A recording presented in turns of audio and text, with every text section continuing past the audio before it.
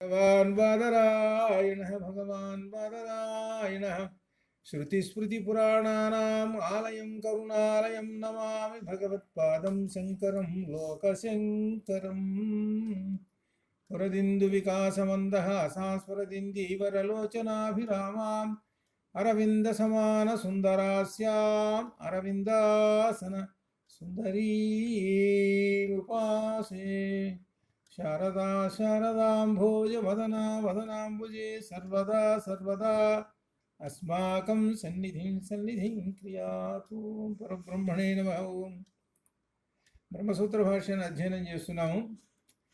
ఇందులో విశేషం ఏమిటంటే మనం అధికరణము దేవతాధికరణమును అధ్యయనం చేస్తున్నాం. దేవత అధికరణం దేవతలను గురించి, అంటే బ్రహ్మ విద్య ఎందు అధికారము దేవతలకు కూడా ఉన్నదా అనే ఒక సందేహం.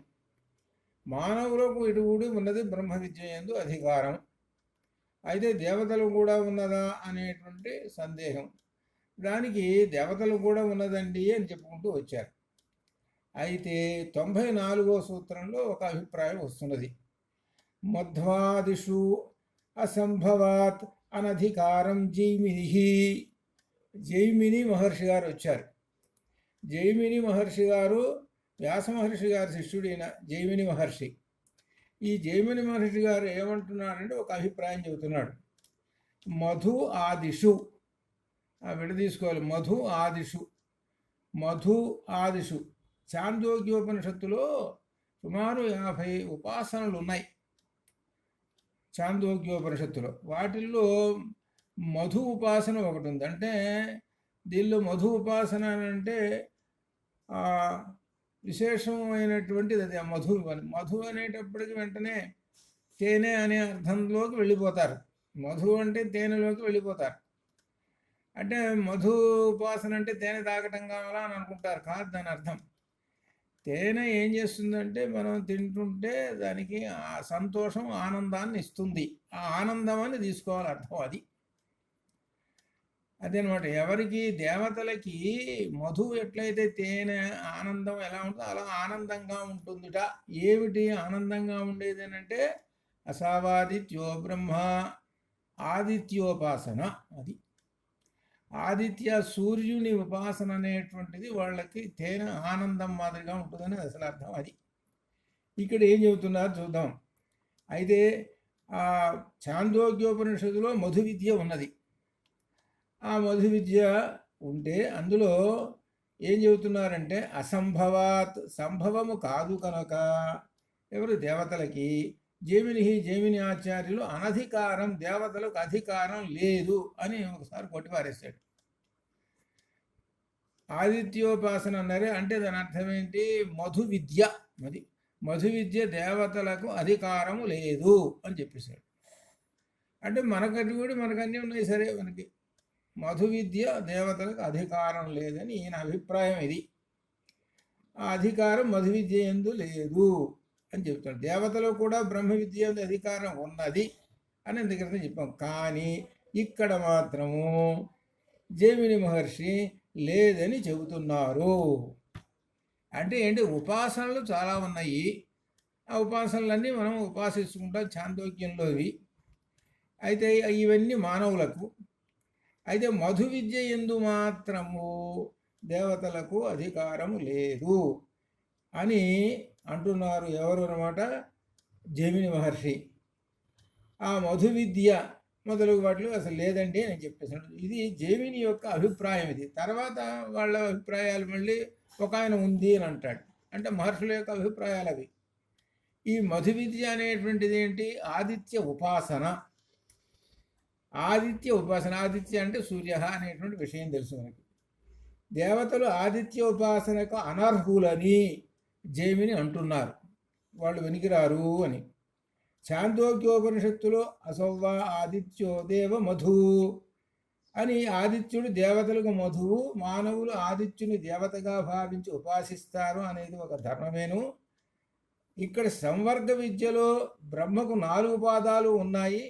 అవి ఆదిత్యుడు, అగ్ని, వాయువు, దిక్కులు. ఈ దేవతలు మానవులకు ఉపాస్యులు. వీళ్ళందరూ దేవతలకు ఉపాస్యులు.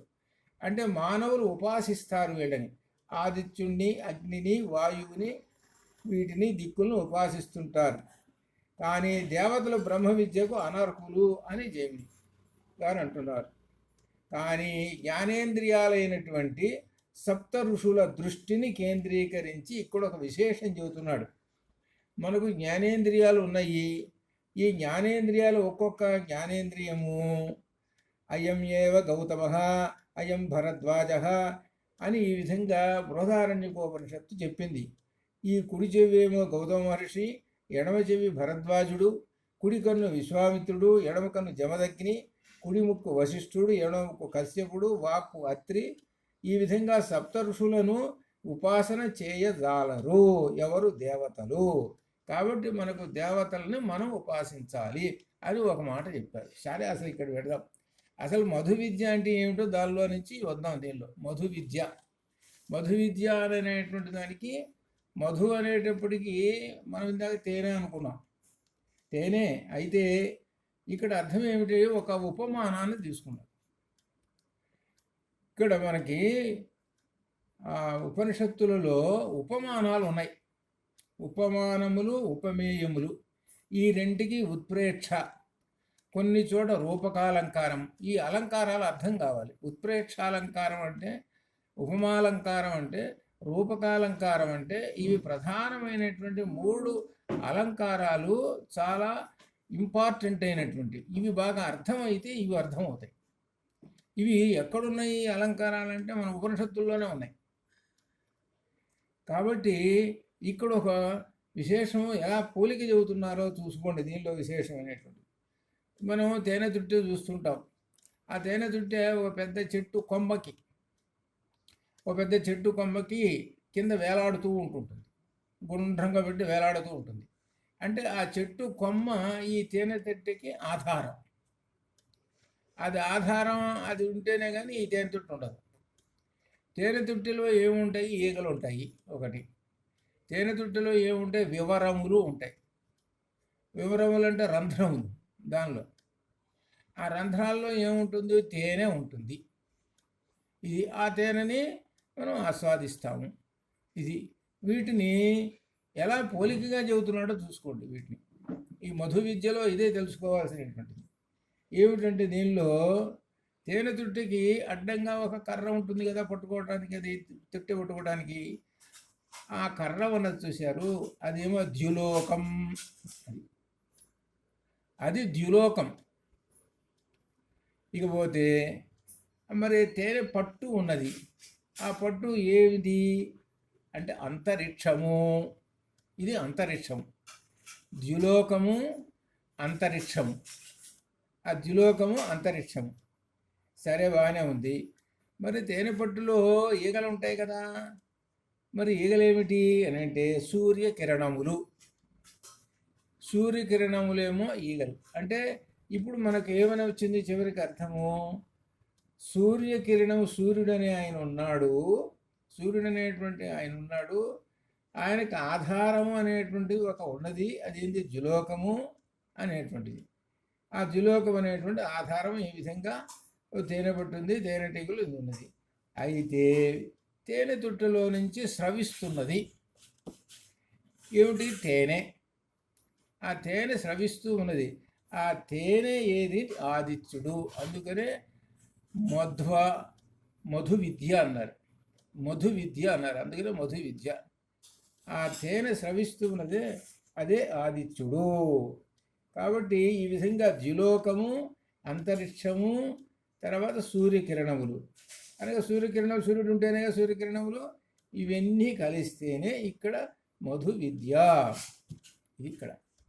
కాబట్టి ఇక్కడ ఈ ఆదిత్యుణ్ణి దేవమధు అన్నారు. దేవమధులు అంటే దేవతలకు తేనె. ఇక్కడ దేవతలు అన్న అర్థంగా ద్యులోకము, అంతరిక్షము అనేటువంటిది దేవతల స్థానము. ఆ దేవతలకు ఈయన మధువు, తేనె, అది అర్థం. అయితే సరే, బాగానే ఉంది. ఇంకా విశేషంగా వివరంగా చెబుతున్నారు. 4 దిక్కులు మరి సూర్యకిరణములు అన్నాం కదా, సూర్యకిరణములు 4 దిక్కులా ప్రసరిస్తాయి.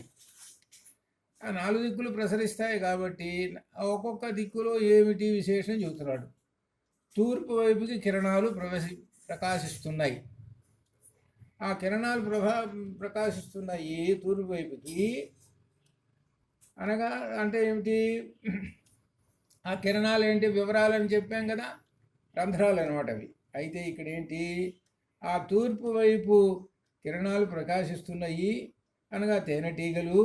అయితే ఈ తూర్పు వైపున ఉన్నటువంటిది పుష్పం ఏమిటి అంటే, తేనెటీగలు ఏం చేస్తాయి, తేనె కోసం పరిగెత్తుతాయి. తేనె కోసం పరిగెత్తి ఎక్కడ పుష్పం ఉంటే అక్కడ వాళ్ళే తెచ్చుకుంటాయి. కాబట్టి ఈ తేనెటీగలు అనగా ఈ కిరణములు అని అర్థం. ఈ కిరణములు తూర్పు వైపుకు పోతాయి. తూర్పు వైపుకు పోతే అక్కడ ఒక పుష్పం ఉంది. ఆ పుష్పము ఋగ్వేదము. అది కాబట్టి ఋగ్వేదం అనే పుష్పంలో నుంచి ఈ తేనెను పుట్టుకొస్తాయి ఈ తేనెటీగలు. అంటే ఋగ్వేదంలో ఉండేది ఏమిటి, అన్నీ దేవతలు ఉన్నారు. ఋగ్వేదంలో ఉన్నదందరూ దేవతా ప్రార్థనలు అనేకమైనటువంటి ఋగ్వేదం, మొట్టమొదటి ఋగ్వేదం. ఆ ఋగ్వేదము తూర్పు దిక్కున. అది చూసుకోండి, మొట్టమొదటి మనం తూర్పు దిక్కుకి ఫస్ట్ ఇంపార్టెన్స్ ఇస్తాం. అట్లనే ఇక్కడ కూడా ఫస్ట్ ఇంపార్టెన్సు ఋగ్వేదానికి. ఆ ఋగ్వేదం అనే పుష్పం ఉన్నది. ఆ పుష్పంలో నుంచి ఈ కిరణములనే తేనెటీగలు ఆ రసాన్ని తీసుకొచ్చి తేనెటీగలో పెడుతుంటాయి. ఆ రసమే ఆదిత్యుడు అని చెబుతున్నారు. అందుకని ఆ రసమే ఆదిత్యుడు. ఆ రసమే ఆదిత్యుడు అంటే ఆదిత్యో బ్రహ్మ. ఇక్కడ ఆదిత్యో బ్రహ్మ అది విశేషమైంది. ఇకపోతే తూర్పు దిక్కు అయిపోయింది. తర్వాత దక్షిణ దిక్కుకి వచ్చాడు. దక్షిణ దిక్కుకు వచ్చినప్పుడు యజుర్వేదం. ఈ యజుర్వేదం అనేటువంటి పుష్పం, ఆ పుష్పంలో నుంచి నుండి తేనెను తీసుకొచ్చి వచ్చినాయి. అట్లనే యజుర్వేదం అంటే యజుర్వేద మంత్రాలు అని అర్థం. పడమర దిక్కుకు వచ్చేసరికి సామవేదం, అక్కడ ఉన్నటువంటి పుష్పంలో నుంచి. ఉత్తర దిక్కుకు వచ్చేసరికి అధర్వవేదము. అధర్వవేదములో ఏమిటయ్యానంటే పుష్పాలు ఇతిహాస పురాణములు, ఇవి ప్రధానమైనటువంటివి అని చెప్పారు. ఇతిహాస పురాణాలు ప్రధానమైనవి. ఈ 4 దిక్కులు చెప్పిన తర్వాత ఇంకొక దిక్కు ఊర్ధ్వ దిక్కు ఒకటి తీసుకున్నారు. అసలు మెయిన్ ఇక్కడ ఉంది. ఏమిటి ఊర్ధ్వ దిక్కులో ఉన్నటువంటిది ఏంటంటే ఓంకారము అనే పుష్పము. ఇది ఓంకారము అనేటువంటి పుష్పము. ఆ పుష్పంలో నుంచి ఆ తేనె.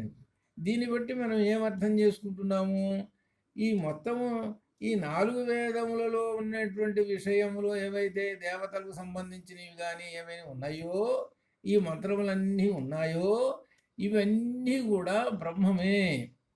ఆదిత్యో బ్రహ్మము, ఆదిత్యో బ్రహ్మ అది అనమాట. అసావాదిత్యో బ్రహ్మ అని. కాబట్టి ఇవన్నీ కూడా ఆ ఆదిత్యుడు, ఆ ఆదిత్యుడే ఆ దేవతలకు మధువు తేనె అని చెబుతున్నాడు. అయితే ఇక్కడ ఒక విశేషం ఉంది.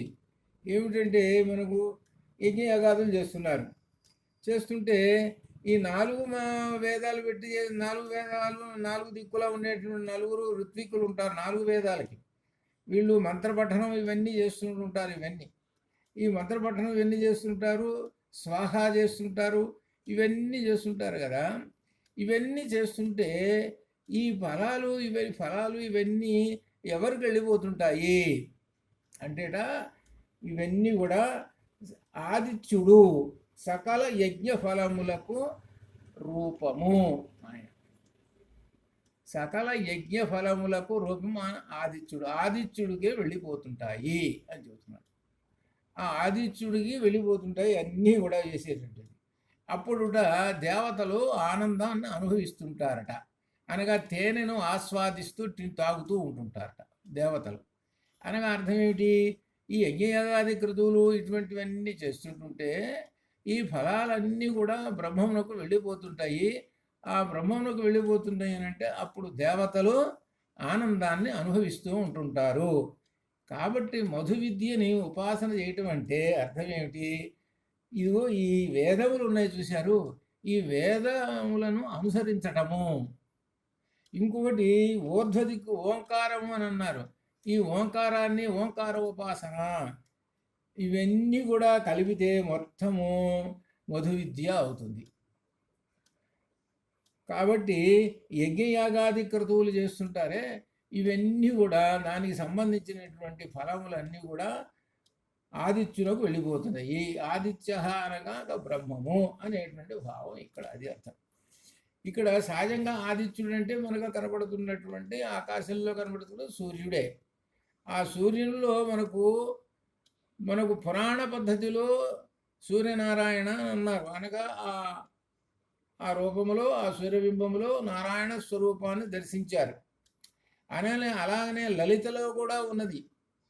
లలితలో అమ్మవారిని, ఆ సూర్యబింబంలో అమ్మవారిని దర్శనం చేసుకున్నారు. అంటే ఏంటి? బ్రహ్మమును దర్శనం చేసుకోవటం, బ్రహ్మము యొక్క వివిధ రూపములు, అది అర్థం. మనం సాక్షాత్తుగా ఆదిత్యుడిని చూసి నమస్కారం చేస్తున్నాం అనుకోండి, కేవలం అదేదో అగ్నిగోళము, కేవలం వెలుగునిచ్చేస్తుంది అంతేను అనేటువంటి భావం సైన్స్ ప్రకారంగా కాకుండా ఆధ్యాత్మికమైనటువంటి చింతన గనక ఉంటే ఈ విషయములన్నీ వచ్చేస్తాయి. మనం చేసే యజ్ఞయాగాది క్రతువులు, ఈ ఫలాలు, దీనికి సంబంధించినటువంటి అన్నీ ఎవరికి వెళ్ళిపోతున్నాయి అనగా సూర్యునికి వెళ్ళిపోతున్నాయి, అనగా ఆదిత్యునికి వెళ్ళిపోతున్నాయి. అందుకని మనకు సూర్యుని ఆరాధించి ఆంజనేయ స్వామి వారు చదువు నేర్చుకున్నట్ట. అంటే సూర్యుడి దగ్గర శిష్యుడయ్యి ఆయన దగ్గర వేదాలు నేర్చుకున్నట్ట, శాస్త్రాలు వేదాలు అన్నీ నేర్చుకున్నట్ట. ఇది ఆంజనేయ స్వామి మనకు పురాణంలో చెప్తారు. అట్లనే ఒక మహర్షి గారు ఉన్నారు, ఆయన పేరు యాజ్ఞవల్క్య మహర్షి. ఆయన సూర్యుని ఆరాధించి ఆయన శుక్ల యజుర్వేదాన్ని ఆయన నేర్చుకున్నాడు అని మనకు చెబుతుంటారు. అనగా ఇక్కడ సూర్యుడు అంటే ఆదిత్యో బ్రహ్మ, అసావాదిత్యో బ్రహ్మ. మనకు దీనిలో సంధ్యావందనలో కూడా చెప్తాం, చివరికి అసావాదిత్యో బ్రహ్మ అని కూడా వస్తుంది అన్నమాట. అట్లా కాబట్టి ఇది మధు విద్య, మనకు సంక్షిప్తంగా ఉన్నటువంటి విశేషం మధు విద్య.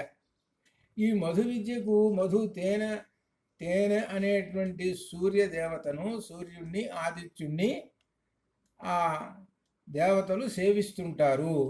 ఆ సూర్యుడు వాళ్ళకి మధు ఆనందాన్ని కలుగజేస్తూ ఉంటుంటాడు అని చెబుతున్నారు. అనేక మంది దేవతలు ఆ యజ్ఞయాగాది ఫలాలను అనుభవిస్తూ ఉంటుంటారు. ఈ ఫలముల యొక్క రూపములు అన్నీ కూడా చివరికి ఆదిత్యుడేను అని చెబుతారనమాట. అనగా ఆ బ్రహ్మమే అని అర్థం అనమాట. అనగా మనం యజ్ఞయాగాది క్రతువులు చేస్తున్నామనంటే అవన్నీ ఎక్కడికి వెళ్ళిపోతున్నాయి అని అంటే బ్రహ్మానికి వెళ్ళిపోతున్నాయి అని అర్థం. బ్రహ్మానికి వెళ్ళిపోతున్నాయి అని అనేటువంటి భావం అనమాట. అని ఇంతవరకు 94వ పేజీలో చెప్పి, ఇక్కడ జైమిని మహర్షి గారి యొక్క అభిప్రాయం ఏమిటంటే, ఈ దేవతలు ఈ విధంగా ఆ ఆదిత్యుని అంటే మధువుని, ఆనందాన్ని పొందుతూ ఉంటుంటారండి. అటువంటి వాళ్ళు ఆనందాన్ని పొందుతున్నారు కదా, వాళ్లకు బ్రహ్మ విద్య యందు అధికారము ఇంకెందుకు లేదు, అది ఇక్కడ, అది ఆయన అభిప్రాయం. కాబట్టి వాళ్ళు ఆనందాన్ని అనుభవిస్తున్నారు కదా, మరి ఆనందాన్ని ఎప్పుడు మనం కూడా అనుభవించేది బ్రహ్మ విద్యను పొందినప్పుడు కదా. ఆనందాన్ని అనుభవించేది మనం బ్రహ్మ విద్యను పొందినప్పుడు కదా, ఆ బ్రహ్మ సాక్షాత్కారం కలిగినప్పుడు కదా. మరి వాళ్ళే ఆయన ఆ బ్రహ్మమును ఈ విధంగా ఆనందాన్ని అనుభవిస్తున్నారు కదా, ఇంకా అటువంటిప్పుడు ఇంకా ఏమిటి అని జైమిని మహర్షి గారు వాళ్ళకి లేదు, వాళ్ళకి దేవతలను ఆరాధించేటువంటి బ్రహ్మ విద్య యందు అధికారం లేదు అని అంటారు. ఇకపోతే తర్వాత ఒక విశేషం వస్తుంది. జ్యోతిషి భావాచ్చ, జ్యోతిషి సూర్య జ్యోతిర్మండలము అర్థంలో కూడా భావాత్య ఏ దేవతలకు విగ్రహాలు లేవు, బ్రహ్మ విద్య యందు అధికారం లేదు. ఈ దేవతలకు ఎవరికి కూడా విగ్రహాలు లేవు కాబట్టి బ్రహ్మ విద్య యందు అధికారం వీళ్ళకి ఏమీ లేదు. బ్రహ్మ విద్య యందు అధికారం లేదు అంటే ఏమిటి? ఇక్కడ జైమిని మొదలగు వారందరూ జ్యోతిర్మండలం అచేతనమైనది. అచేతనమైనది అంటే జడము అని అర్థం. కనుక స్థుతికి మాత్రమే ఆ జ్యోతిర్మండలము. కానీ ఏ కర్మ విధించలేదు, కనుక బ్రహ్మ విద్యకు అధికారం లేదు అని వారి మతము. ఈ రెండు సూత్రములు దేవతలకు మోక్షప్రాప్తి కోసం బ్రహ్మ విద్య అర్హత లేదు. వీళ్ళేం చెబుతున్నారు ఈ రెండు సూత్రాల్లో? ఈ సూత్రంలో కూడా ఆ దేవతలకు బ్రహ్మ విద్య యందు అధికారం లేదు అని అంటున్నారు. అంత క్రితం వచ్చినటువంటి సూత్రాలలో బ్రహ్మ విద్య యందు దేవతలకు కూడా అధికారం ఉన్నది అని కొన్ని ఉదాహరణలు చెప్పుకుంటూ వచ్చారు. ఈ రెండు రకాలైనటువంటి భావాలు అన్నమాట. ఇక్కడ ఈ భావాన్ని అనుసరించి మనకు 94వ సూత్రంలో మధు విద్య అనేటువంటి విషయంలో ఆ ఆనందం అనేటువంటిది మనం గ్రహించాం.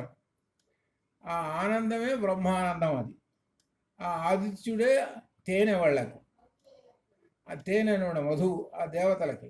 అటువంటి వాళ్ళకి ఆనందం ఉన్నది కదా, కానీ బ్రహ్మ విద్య యందు అధికారం లేదు అని జైమిని గారు.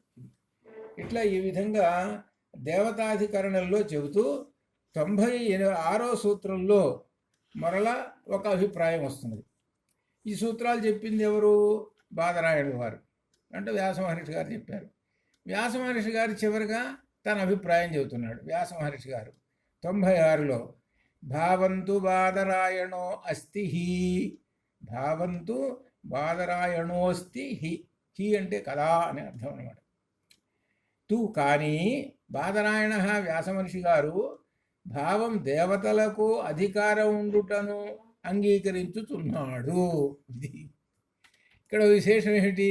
జైమిని గారేమో కాదనన్నాడు శిష్యుడు గారు, లేదని అన్నాడు శిష్యుడు గారు. దేవతలకు అధికారం బ్రహ్మ విద్య యందు. గురువు గారు ఏం చెబుతున్నారంటే వ్యాస మహర్షి గారు దేవతలకు అధికారం అంగీకరించుతున్నారు, అస్థి బ్రహ్మ విద్యల అధికారం ఉన్నది వారికి ఉన్నది కదా అని అంటున్నారు. అయితే ఈ సూత్రంలో జైమిని మొదలగు పూర్వమీమాంసకుల వాదమును వ్యాస మహర్షి ఖండిస్తున్నాడు. జైమిని అనేటప్పటికల్లా మనకేం గుర్తుకొస్తుందంటే పూర్వమీమాంస గుర్తుకొస్తుంది. జైమిని అని పేరు చెప్పిన పూర్వమీమాంస గుర్తుకొస్తుంది. పూర్వమీమాంస ప్రవర్తకుడు జైమిని. ఆయన వాదాన్ని వ్యాస మహర్షి గారు అంగీకరించటం లేదు. దేవతలు కూడా బ్రహ్మ విద్యా ప్రాప్తికి మోక్షమునకు అర్హులే అని తెలియచేశాడు. కాబట్టి వీళ్ళల్లో సుప్రీం ఎవరంటే వ్యాస మహర్షి. ఈ సూత్రాలు చెప్పింది ఎవరు? వ్యాస మహర్షి. భగవద్గీత చెప్పింది ఎవరు? వ్యాస మహర్షి. విష్ణు సహస్రనామాలు చెప్పింది ఎవరు? వ్యాస మహర్షి. కాబట్టి వ్యాస మహర్షి ఏమంటున్నాడనంటే దేవతలకు కూడా మోక్షం ఉంది అని చెబుతున్నాడు. ఇక్కడ ఆదిత్యాది దేవతలు వివిధ రూపాలలో దర్శనం ఇస్తున్నారని శృతుల్లో ఉన్నది. ఇక ఇప్పుడు అంత క్రితం ఏం చెప్పాడనంటే వీళ్ళకి రూపాలు లేవు. ఎవరికి?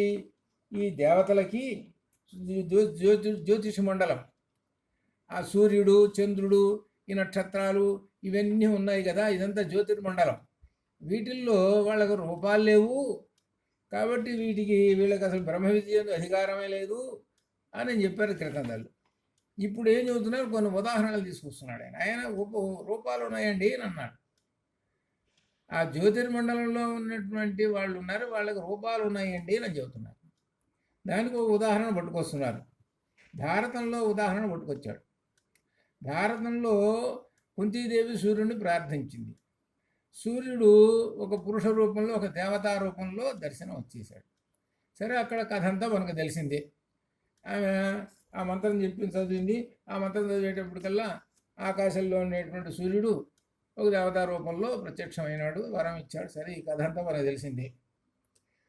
అక్కడ ఏం చెబుతున్నాడంటే ఆదిత్య పురుషో భూత్వా అయి, ఆదిత్యుడు పురుషుడయ్యి కుంతి ఉపజగామ, కుంతీదేవి దగ్గర ఉపజగామ వెళ్ళెను. ఇప్పుడు ఇంకొక విశేషం కూడా చెబుతున్నారు.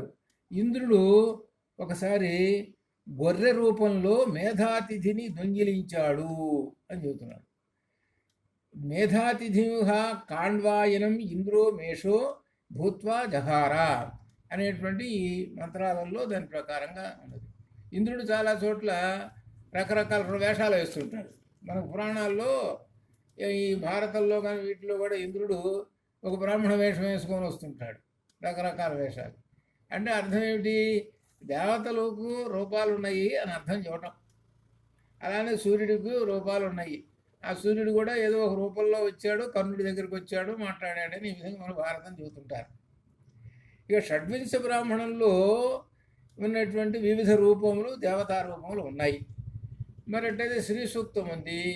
శ్రీ సూక్తంలో వేదంలోనే చెబుతున్నాడు కదా, లక్ష్మీదేవికి హిరణ్య వర్ణాభరణి సువర్ణ రజతస్రజాం చంద్రాం హిరణ్మయీం లక్ష్మీ జాతవేదమావహ అని మంత్రం చెబుతున్నావు కదా. హిరణ్య వర్ణాం, హిరణ్య బంగారమైనటువంటి వర్ణము కలిగినటువంటిది అని చెబుతున్నాం. ముందు రూపం వర్ణించేసేసాడు.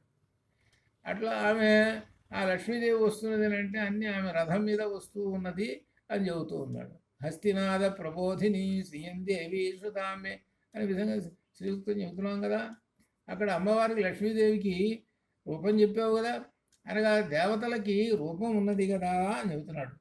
అట్నే లలితలో కూడా ఆదిత్య హృదయం ఇవన్నీ దేవతలకు రూపాలు ఉన్నాయి కనుక వారును బ్రహ్మమును పొందే అవకాశం ఉన్నది అని బాదరాయణుని మతము. మనకు రూపం ఉంది కనుక, మానవ రూపం ఉంది కనుక మనం బ్రహ్మ విద్యకు అర్హులము. మానవ రూపం ఉంది కనుక మరి మనకు ఉన్నట్లుగానే వాళ్ళకు కూడా రూపములు ఉన్నాయి. ఇది ఇక్కడ ప్రధానమైనటువంటి బలమైనటువంటి శ్లోకం ఏమిటనంటే, ఇందులో గీతలో దాన్ని చెబుతాడు. ఆ బ్రహ్మ భవనాల్లోక పర్యంతం పునరావృత్తిను అర్జున అని చెప్పుకుంటాడు. అనగా ఏమిటి? బ్రహ్మలోకం నుంచి అనగా సమస్తమైనటువంటి దేవతలను అర్థం. బ్రహ్మలోకం, సూర్యలోకం, చంద్రలోకం, రుద్రలోకం, విష్ణులోకం, ఇట్లా ఈ విధంగా చెప్పుకుంటే ఒక్కొక్క లోకానికి ఒక్కొక్క ఆయన రాజుగారు. వీళ్ళందరూ కూడా పునః మరలా వాళ్ళు మానవులు ఎలా అయితే, మానవలోకం ఎలా అయితే చక్రం తిరుగుతుందో అట్లే వాళ్ళు కూడా వస్తారు అని చెప్పేశాడు. కాబట్టి వాళ్ళని కూడా ఎవరితోటి సమానంగా గాట కట్టేశాడంటే మానవులతోటి సమానంగానే పెట్టేశాడు. వాళ్ళను కూడా తీసుకొచ్చి మానవుల పక్కనే పెట్టేసేసాడు. ఈ దేవతలను కూడా మానవులు ఎలా అయితే బ్రహ్మ విద్యకు అధికారం ఉన్నదో అలానే దేవతలకు కూడా ఉందండి అని అన్నాడు. ఎందుకంటే మానవులకు ఆ బ్రహ్మ విద్య ఎందు అధికారం, బ్రహ్మ విద్య పొందితేనే కదా వాళ్ళకి మోక్షం వచ్చేది.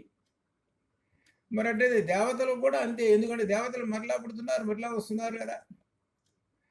కాబట్టి దేవతలకు కూడా బ్రహ్మ విద్య ఎందు అధికారం ఉన్నది అని తేల్చేశారు. అది మనకు లాస్ట్లో ఉన్నటువంటి వ్యాస మహర్షి గారి అభిప్రాయం. జైమిని గారి అభిప్రాయం ఏంటంటే వాళ్ళకి లేదు, బ్రహ్మ విద్య ఎందు అధికారం లేదు, వాళ్ళకు రూపాలు లేవు, ఏమీ లేదు. వాళ్ళకు అటువంటి వాళ్ళు ఎలా ఉపాసన చేస్తారు, వాళ్ళు ఎలా ఉపాసనలు చేస్తుంటారు అందువలన వాళ్ళు ఒక జ్యోతిర్మండలము, వాళ్ళది అచేతనమైనటువంటి జ్యోతిర్మండలం. అనగా సూర్యుడు ఉంటాడు ఆకాశంలో, అలానే ఉంటాడు, ఆయన రూపం ఏంది, చంద్రుడు ఉంటాడు, ఇట్లా ఈ విధంగా నక్షత్రాలు. కాబట్టి వాళ్ళకు బ్రహ్మ విద్య అధికారం లేదని జైమిని గారి అభిప్రాయం. ఇక్కడ వ్యాస మహర్షి గారు కాదు అని కొన్ని చెప్పాడు, కొన్ని ఉదాహరణలు చెప్పాడు. అందుకే మనం దీనిలో కూడా సత్యవంతుడు కథలో, సతీ సావిత్రి కథలో యమధర్మరాజు ఆయన ఆ మహిషవాహనం ఎక్కి వచ్చి ప్రాణం తీసుకొని పోవడానికి ఒక రూపము, ఒక ఇదంతా చెప్పుకుంటూ వచ్చేసాడు. అలా అనమాట. అట్లా దేవతలకు ఉన్నది అని చెబుతున్నారు. మరి ఉన్నది కాబట్టే కదా మనకు ఇందులో 10వ అధ్యాయం, భగవద్గీత 10వ అధ్యాయంలో యముడు నేనేను అని చెప్పేశాడు ఆయన. అట్లా ఈ విధంగా కొంతమంది అందరినీ కూడా చెప్పుకుంటూ ఇంద్రుడు నేనేను అని చెప్పాడు. అక్కడ దాకా ఎందుకు పాండవానం ధనంజయ అన్నాడు. చివరికి అసలు చాలు మనకి. పాండవానం ధనంజయుడు అర్జునుడు నేనేను అని చెప్పేశాడు. వ్యాసమని మునీనామపి వ్యాస నేనేను అని చెప్పాడు. వ్యాస మహర్షి నేనేను అని చెప్పేశాడు. పరబ్రహ్మమే నేనేను అని చెప్పేసేసాడు. ఈ నేను అనేటువంటి పరబ్రహ్మమే ఈ రూపములతో ఉన్నాడు, ఈ మానవ రూపాల్లో ఉన్నాడు, బ్రహ్మ విద్యకు అధికారము అని చెప్పేశారు. అని ఇంతవరకు మనకు దేవతాధికరణము సంపూర్తి అయినది. ఇది దేవతాధికరణం. ఈ దేవతాధికరణం సంపూర్తి అయినది. ఇందులో దేవతాధికరణం సంపూర్తి అయినటువంటిది. తర్వాత అధికరణం 9వ అధికరణంలోకి పోతున్నాం. 9వ అధికరణం అపశూద్రాధికరణం.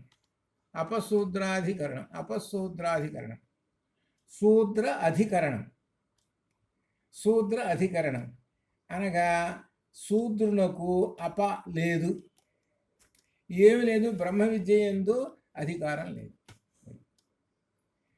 ఇది చాలా ముఖ్యమైనటువంటిది. ప్రస్తుత కాలంలో ఎవరన్నా ప్రశ్న వేస్తే ఏం సమాధానం వస్తుంది? ఇప్పుడు అసలు నేర్చుకుంటున్నది ఎవరంటే ఎక్కువగా ఈ వేదాలు కానీ ఉపనిషత్తులు కానీ వీటి గురించి నేర్చుకున్నది బ్రాహ్మణుల కన్నా వాళ్ళే 10 మంది ఎక్కువ మంది ఉన్నారు. ఇది ఉపనిషత్తుల గురించి కానీ ఇటువంటి వాటిని గురించి కానీ. మరి ఇక్కడ శూద్రులకి అధికారం లేదు అని చెబుతున్నాడు.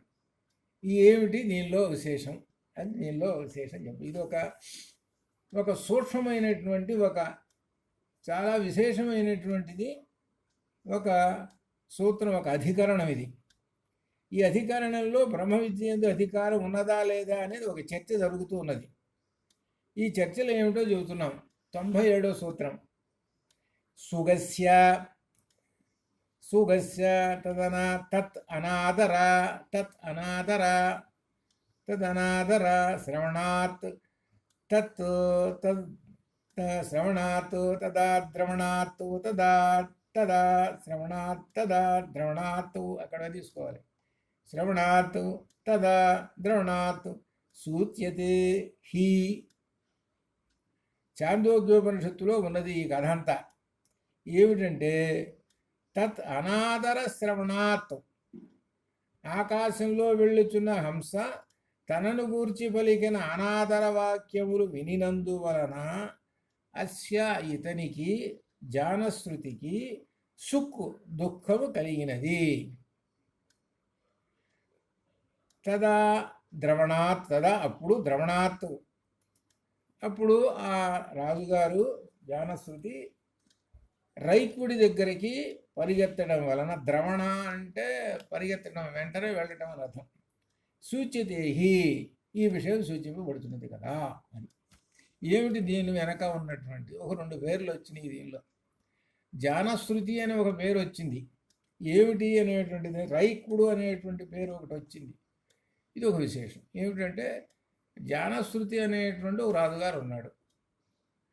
ఆయన ఇష్టాపూర్తాలు చాలా చేశాడు, 7 సంతానాలు చేశాడు, బాగా ధర్మసత్రాలు కట్టించాడు, అన్నదానాలు ఇవన్నీ చేశాడు ఆ రాజుగారు. ఇవన్నీ చేయటం వలన ఆయనకి గొప్ప కీర్తి వచ్చేసింది, ఈ లోకంలో గొప్ప కీర్తి వచ్చేసింది. ఆయన ఒకరోజు విశ్రాంతిగా తన భవనం పైన హాయిగా కుర్చీలో, ఆ పడక కుర్చీలో పడుకొని హాయిగా విశ్రాంతి తీసుకుంటూ ఉన్నాడు. ఆ సందర్భంలో ఏం జరిగిందంటే, ఇప్పుడు ఆకాశంలో 2 హంసలు పోతూ ఉన్నాయి. ఈ హంసలు ఎవరు అని అంటే 2 ఋషులు. ఆ 2 ఋషులు హంస రూపం ధరించారు. హంస అనే దానికి 2 అర్థాలు ఉన్నాయి. ఒకటేమో పక్షి, ఇంకొకటి ఋషి. ఈ ఋషులుట హంస రూపంలో పోతూ ఉన్నారట. పోతూ ఈ మేడ మీద హాయిగా కూర్చున్నాడుగా విశ్రాంతిగా ఎవరు, జానశ్రుతి అనే రాజుగారు. అప్పుడుట ఆ పక్షులలో ఒకటి అంటున్నది మరో పక్షితోటి, ఓయి భల్లాక్ష అంటే 2వ పక్షిని సంబోధించింది. భల్లాక్షుడు అనేటువంటి ఋషి అనమాట వాడు. ఓయి భల్లాక్ష, ఈ జానశ్రుతి అనేక దాన ధర్మాలు చేశాడు. హాయిగా ఈ మేడ మీద కూర్చొని విశ్రాంతి తీసుకుంటున్నాడు. ఈ జానశ్రుతి చాలా దాన ధర్మాలు చేశాడు. కాబట్టి ఇతని తేజస్సు 10 దిశల వ్యాపించి అగ్ని వలె ప్రకాశిస్తున్నది అన్నది. 10 దిశలా వ్యాపించి అగ్ని వలె ఉన్నది. కాబట్టి నీవు ఆ వైపు వెళ్ళినచో, నువ్వు ఆ దిక్కున వెళ్ళేవంటే నిన్ను ఆ తేజస్సు దహించి వేస్తుంది. ఆ మూలకం అటు వెళ్ళవాకు అనిగా 10 దిశలానే సహజంగా చెప్పేశాడు అనుకో. కానీ నువ్వు ఆ వైపున వెళ్ళబాకు అని చెప్పాడు. అంటే చివరికి ఏంటి అనమాట, ఆయన యొక్క యశస్సు బాగా వ్యాపించి ఉన్నది అని చెప్పటం, ఆ యశస్సును కానీ తాగితే దహించి వేసేస్తుంది అని చెప్పడం అని ముందు వెళ్ళుచున్న హంస తర్వాత రెండవ హంసతోటి చెప్పింది. చెబితే అప్పుడు రెండవ హంస అంటున్నది, అల్పజ్ఞుడైన ఈ జానశ్రుతి హాయిగా విశ్రాంతి తీసుకున్నటువంటి, ఈ పడక కుర్చీలో హాయిగా కూర్చొని విశ్రాంతి తీసుకున్నటువంటి ఈ జానశ్రుతి తేజస్సు, ఈయన యొక్క తేజస్సు ఎంత మాత్రము కొంచెం కూడా శకటములో ఉన్న రైకుడు అనేటువంటి ఒక ఋషి, శకటములో ఉన్న బండిలో ఉన్న ఆయనకి శకట రైకుడు అని పేరు. శకటములో బండిలో ఉన్నటువంటి రైకుని, శకటం అనే మాట కొంచెం పక్కన పెట్టుకుని మామూలుగా రైకుని అర్థం మాట చెప్పుకుంటే చాలు. రైకుని తేజస్సుతో సమానము కాదు అన్నాడు. రైకుడు అనేటువంటి ఒక ఋషి గారు ఉన్నాడండి, ఆయన తేజస్సుతో ఈయన తేజస్సు పోలీసు చూసి ఈయన తేజస్సు ఎందుకు పనికిరాదండి అని చెప్పేశాడు. ఇవన్నీ సంభాషణ చేసుకుంటున్నాయి ఆకాశంలో. ఈయన హాయిగా మేడ మీద కూర్చొని వడక కుర్చీలో కూర్చొని శుభ్రంగా వింటున్నాడు. అప్పుడు నీవు రైకుని గురించి తెలియక మాట్లాడుతున్నావు అని అంటున్నది. కాబట్టి రైకుడు అంటే ఏమిటో నీకు తెలియదు, అందుకనే నువ్వు ఏదో జానశ్రుతి పెద్ద గొప్పవాడు అని అనుకుంటున్నావేమో, రైకుడు ఇంకా మించినటువంటి వాడు అని చెప్పింది. ఈ సంభాషణ విన్న రాజుగారు ఉన్నాడు జానశ్రుతి, తన తేజస్సు రైకుని తేజస్సు కంటే తక్కువ. ఇప్పుడు తెలిసింది ఆయన ఏమనుకున్నాడు, ఓహో నేను పెద్ద కీర్తి సంపాదించాను, నేనే గొప్ప, ఇంకెవడు లేడు లోకంలో అనుకున్నాడు. ఇప్పుడు తెలిసింది, అబ్బో రైకుడు అనేటువంటి ఆయన ఉన్నాడనమాట అని తెలుసుకున్నాడు. అనేటువంటి మాటలను దుఃఖించి వెంటనే అరేరేరే, దుఃఖించి అంటే దుఃఖపడ్డాడంటే అసూయ. ఇక్కడే వస్తున్నది శూద్ర అనే దానికి అర్థం వస్తున్నది. ఇక్కడ శూద్ర అనే దానికి అర్థం వస్తున్నది. ఇక్కడ జాగ్రత్తగా పట్టుకోవాలి. ఇక్కడ శూద్రుడు అనేవాడు ఎవరు అనేటువంటి దానికి దీనికి అర్థం వస్తున్నది. దుఃఖించి వెంటనే 600 గోవులను, ఒక కంఠహారమును, 2 కంచరగాడిదలు లాగే రథమును తీసుకొని రైకుని దగ్గరకు వెళ్ళి, హే రైక్వా, వీటిని తీసుకొని నీవు ఏ దేవతను ఉపాసించుతున్నావో ఆ దేవతను నాకు ఉపదేశింపుము అనెను. అంతట రైకుడు జానశ్రుతిని ఉద్దేశించి, ఓ ఈ శూద్ర, వీటిని నీ వద్దనే ఉంచుకునుము అనెను. ఇక్కడ ఉన్నది అసలు, ఇక్కడ ఏమిటి ధ్వని ఏమర్థమైంది? ఇక్కడ అర్థమైనటువంటిది ఏమిటంటే, ఆ రాజుగారు వెంటనే దుఃఖించాడు. దేనికి దుఃఖించాడు అంటే, నేను ఇంత చేశాను, నాకన్నా గొప్పవాడున్నాడే అనేటువంటి అసూయతో దుఃఖించాడు. ఇది శూద్ర లక్షణం. అంటే ఒకడిని చూసి, ఒకడు ఉన్నారనుకో గొప్పవాడు, ఎవడో కోటేశ్వరుడు ఉంటాడు, ఎవరు లక్షాధికారి ఉంటాడు, కోటేశ్వరుడికి లక్షాధికారి దుఃఖించాడు అనుకో, వీడు శూద్రుడు. అదే అర్థమైంది. అసూయ అనేటువంటిది శూద్ర లక్షణం, అది ఒకటి.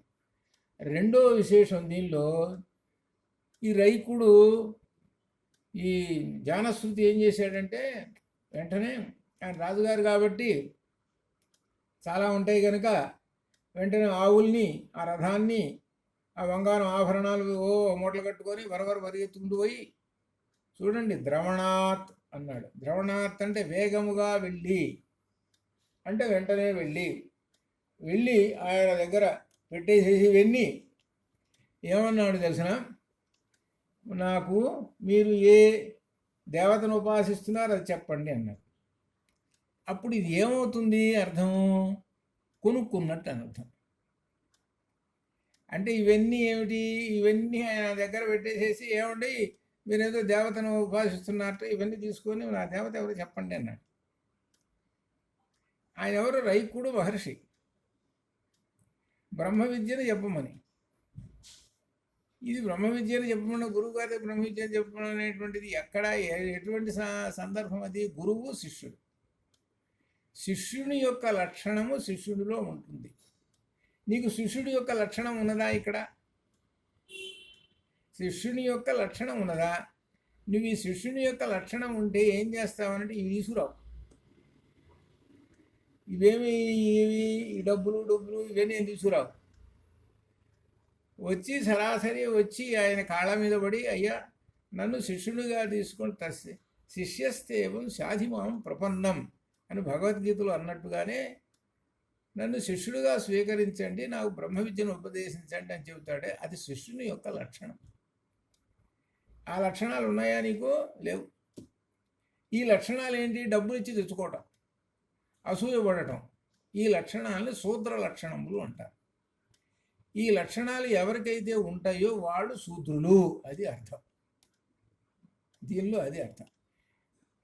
అంత విశేషం దీనిలో వస్తున్నది అనమాట. ఇది కాబట్టి జానశ్రుతి ఏమనుకున్నాడంటే, ఆ రైకుడు ఏమన్నాడు, ఓ శూద్ర ఇవి తీసుకొచ్చావే, ఈ డబ్బులు ఇవన్నీ నీ దగ్గర ఉంచుకోవాయా, ఓ ఇంటికి అన్నాడు. అనేటప్పటికీ ఆ జానశ్రుతి ఏమనుకుంటున్నాడు, తనను శూద్ర అని సంబోధించినందులకు పశ్చాత్తాపము. అది చూడండి, నన్ను శూద్రుడు అన్నాడు. నేను మహారాజునైతే, క్షత్రియుడినైతే, నేను క్షత్రియుడినైతే నన్ను శూద్ర అని సంబోధిస్తాడు ఇతను ఏమిటా అని తనలోని అసూయాజ్వాలను తొలగించుకొని వినయంతో అప్పుడు అనుకున్నాడు, ఓహో నాలో అసూయ ఉన్నదా. అప్పుడు అసూయను తీసుకెళ్ళి గొడవతో వారేసేసి అప్పుడు వినయంతో మరలా వీటితో పాటు మరో 1000 ఆవుల్ని తీసుకొని తన కుమార్తెను భార్యగా కూడా తీసుకొనిమని చెప్పి సమర్పణ చేశాను. అప్పుడు కాళ్ళ మీద పడి నమస్కారం చేసి, అయ్యా నాది దోషమైందండి, విధానం ఎట్లయితే ఆశ్రయించాలనో అలా ఆశ్రయించకుండా ఈ అసూయతోటి దుఃఖంతో వచ్చి మిమ్మల్ని ఆశ్రయించాను, అందువలన శూద్ర అన్నారు అనేటువంటి భావం తెలుసుకున్నాడు. అప్పుడు ఈ జానశ్రుతి రాజుగారు రైకుడికి ఇవన్నీ ఇచ్చేసేసాడు. ఇచ్చేసి నమస్కారం చేసి కాళ్ళ మీద పెట్టాడు. సరే, అప్పుడు ఆ రైకుడు అవి ఇచ్చినటువంటి వాటినన్నింటినీ తీసుకున్నాడు. తీసుకొని అప్పుడు విద్యను గ్రహించి విద్యను ఉపదేశించువాడు. ఇక్కడ విశేషం బ్రహ్మచారి. ఇక్కడ ఒక శాస్త్రం చెబుతున్నాడు. రైకుడు ఏం చేశాడు, జానశ్రుతి ఇచ్చేటువంటి ఆ కన్యను తీసుకున్నాడు, ఆ ధనాన్ని తీసుకున్నాడు. ఇక్కడ ఏం చెబుతున్నాడంటే, రైకుడు రాజకుమార్తెను ఒకటి విద్యాధనమునకు తీర్థముగా గ్రహించి విద్యాధనానికి బదులుగా కుమార్తెను తీసుకొని ఈ విధంగా అంటున్నాడు. బ్రహ్మచారి ధనమునిచ్చువాడు, బుద్ధిమంతుడు, బహుశ్రుతుడు, ప్రియమైనవాడు, విద్యను గ్రహించి విద్యను ఉపదేశించువాడు అనే ఈ 6 నాకు తీర్థములు. విద్యను గ్రహించి విద్యను ఉపదేశించువాడు అంటే ఎక్కడొస్తుందో తెలుసా? ఇక్కడ విద్యను గ్రహించి ఎవరో తెలిసినా ఇక్కడ విద్యని తీసుకుని నలోపాఖ్యానంలో వస్తుంది. ఋతుపర్ణుడు నలుడి దగ్గర వస్తుంది. అక్కడ వస్తుంది నలోపాఖ్యానంలో. ఋతుపర్ణుడి దగ్గర ఉన్నటువంటి ఆ విద్యను అక్ష విద్య అనేటువంటిది ఉంది. ఆ విద్యను ఈ నలుడు తీసుకొని నలుడి దగ్గర ఉన్నటువంటి విద్యను ఇస్తారు. ఇద్దరు అటు ఇటు ట్రాన్స్ఫర్ చేసుకుంటారు. అదేనమాట. అది అక్కడ వస్తుంది నలోపాఖ్యానంలో వస్తుంది. విద్యను గ్రహించి విద్యను ఉపదేశించు అనే 6 నాకు తీర్థములు అనగా వీరు విద్యను గ్రహించడానికి అర్హులు అని అది చెప్తారు. ఎవరిడో బ్రహ్మచారి ఒకడు అర్హుడు, అలానే ధనముని ఇచ్చేటువంటి వాడు, బుద్ధిమంతుడు, ఈ విధంగా రకరకములైనటువంటి వాళ్ళు వీళ్ళందరూ కూడా బ్రహ్మవిద్య. అయితే ఇక్కడ ఏంటంటే ఎంత ధనాలు ఎన్నున్నా అసూయ ఉంటే శూద్ర, అది చివరి తేల్చింది. అసూయ పనికిరాదు, అసూయ ఉంటే శూద్ర, కాబట్టి శూద్రునికి అధికారం లేదు అని అర్థం అన్నమాట. అది చెబుతున్నాడు అని చెప్పి ఇక పూర్వపక్షం వేస్తున్నాడు. దేవతలకు బ్రహ్మ విద్యకు అర్హులని చెప్పారు కదండి కిందటి అధికారంలో. అయితే ఛాందోగ్యోపనిషత్తు రైకుడు జానశ్రుతిని శూద్రాన్ని సంబోధించాడు, బ్రహ్మ విద్యను ప్రసాదించాడు.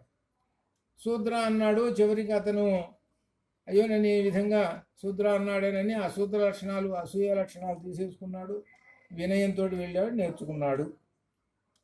ఇప్పుడు జానశ్రుతి కానీ ఇక్కడ విశేష పూర్వపక్షం ఏంటంటే బ్రహ్మ విద్యను ప్రసాదించాడు. భారతంలో విదురుడు జన్మత శూద్రుడు, కానీ బ్రహ్మజ్ఞాన సంపన్నుడు కనుక శూద్రులకు అధికారం లేదా చెప్పండి అన్నారు. ఆ భారతం అంటే స్మృతి.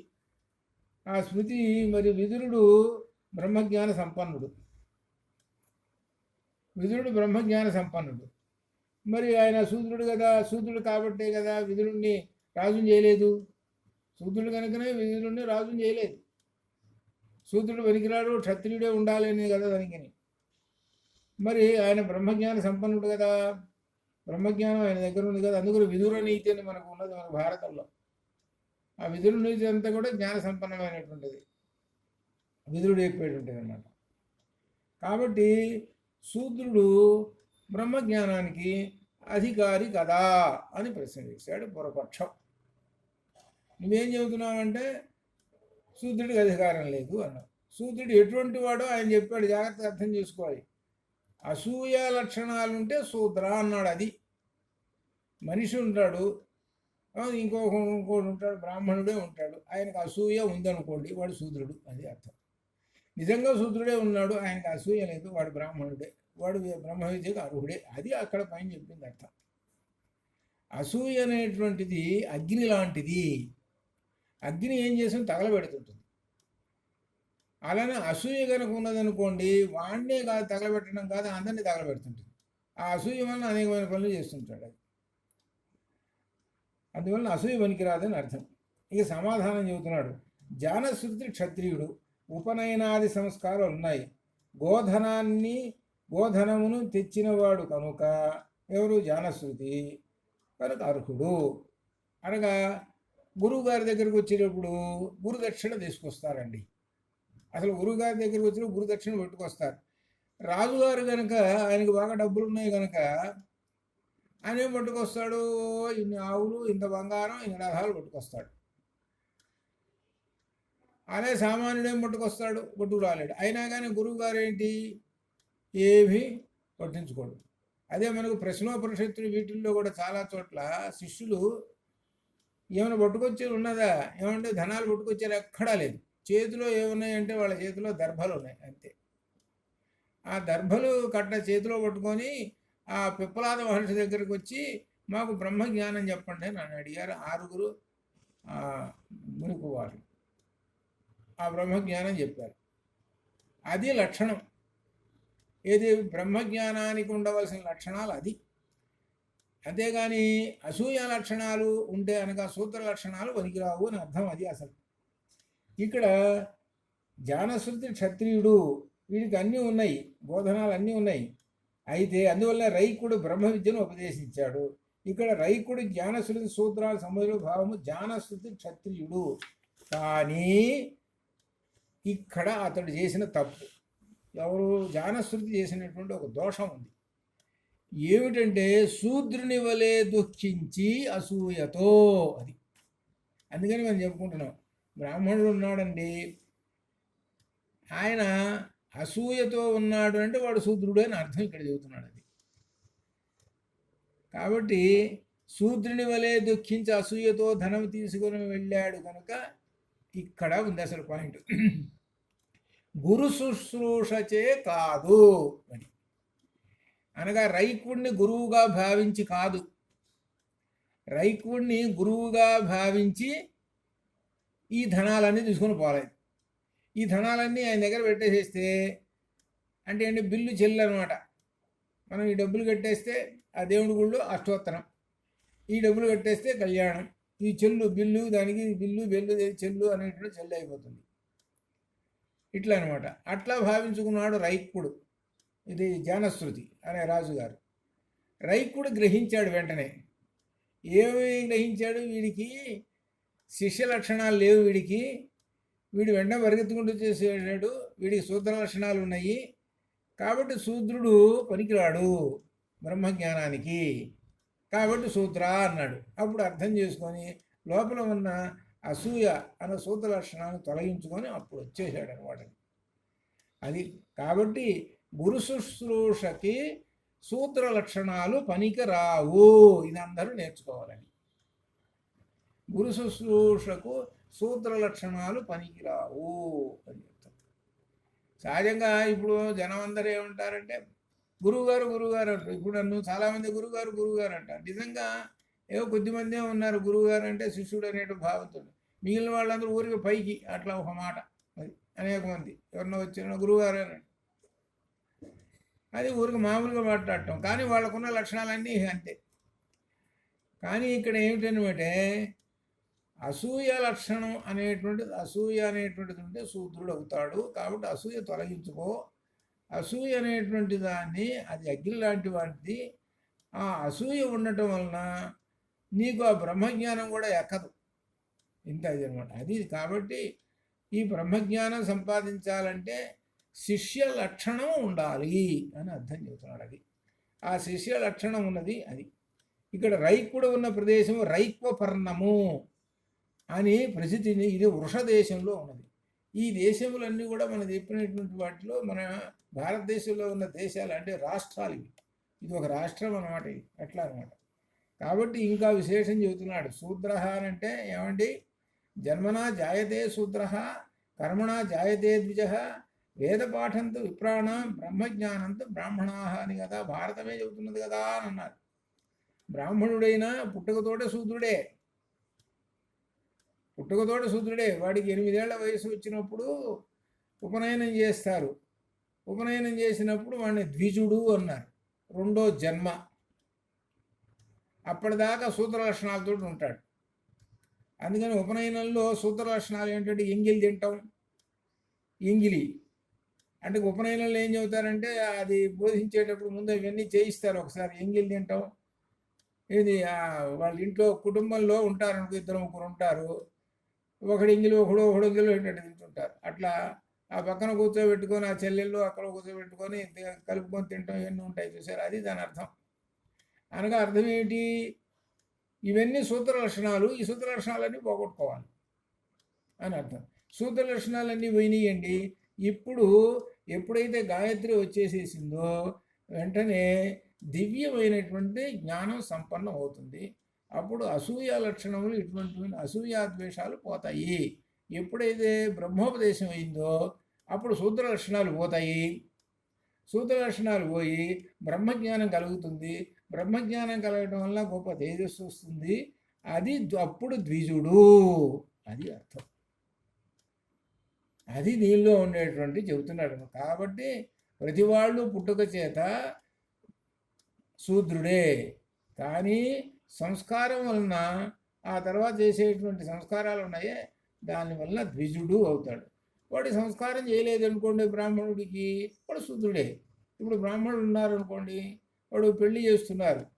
ఆ పెళ్లి చేసే ముందు పొద్దున ఉడువు, రాత్రి పెళ్ళి, ఆ మరునాడు అమెరికా విమానం ఎక్కడం, ఇవన్నీ అయిపోవాలి. అన్ని 3 రోజుల్లో అన్నీ అయిపోవాలి. ఉన్నాయి. ఇదంతా ఏంటి, సూత్ర లక్షణాలు.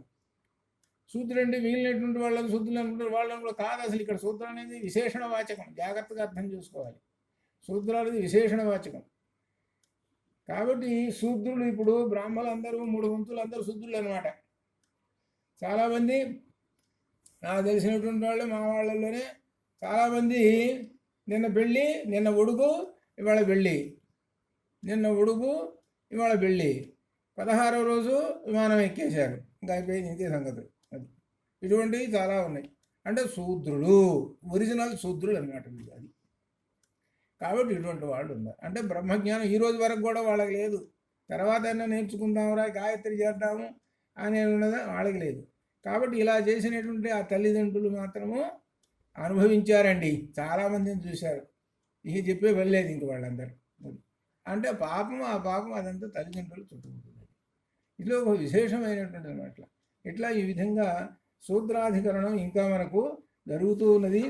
కాబట్టి రేపు కూడా ఈ శూద్రాధికరణం రేపు అయిపోతుంది. అంతవరకు శుభం భూయాత్తు. ఓం పూర్ణమదః పూర్ణమిదం పూర్ణాత్ పూర్ణముదచ్యతే పూర్ణస్య పూర్ణమాదాయ పూర్ణమేవావశిష్యతే. అసతో మా సద్గమయ తమసో మా జ్యోతిర్గమయ మృత్యోర్మామృతంగమయ. ఓం శాంతి శాంతి శాంతి. శుభం భవతు. Recording stopped.